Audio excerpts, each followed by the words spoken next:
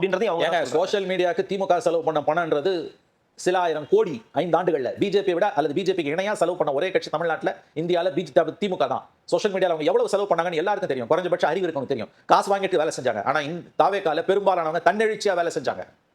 கூலிக்கு மாரடிக்கிறவனுக்கும் ஒரு லட்சியத்தால சித்தாந்தத்தால ஈர்க்கப்பட்டவங்க அந்த லட்சியம் என்னவா வேணா இருந்துட்டு போட்டோம். வித்தியாசம் இருக்கு. அவங்களுடைய லட்சியம் விஜய் காசுக்கு அவன் வேலை செய்யல. உனக்கு உழைச்சவன் அத்தனை பேரும் காசுக்கு கூணவன். ஒரு மாற்றம் நடந்திருக்குன்னா அதை திறந்த மனதோட அது என்னன்னு ஆராய்ச்சி பண்ணி கண்டுபிடிக்காம அதை ஃபேக் நரேட்டிவ் முத்திர குத்துறது வந்து ரொம்ப தவறானது, மிக மிக தவறானது, உண்மைக்கு மாறானது. பத்திரிகையாளர்களே இப்படி பேசுவது என்பது வேதனையானது.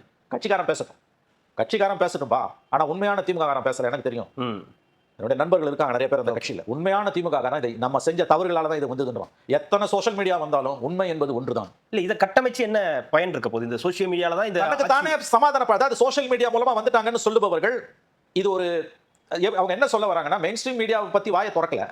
சோஷியல் மீடியான்றது போது அது ஒரு போலித்தனமானது, அது ஒரு தற்காலிகமானது, அது தரம் குறைந்தது, அப்படிதானே நீங்க கட்டமைக்க விரும்புறீங்க. சோஷியல் மீடியா மூலமா ஒருத்தனை நீங்க வந்து அப்படியே மாத்திர முடியுமா? தவறான பார்வை.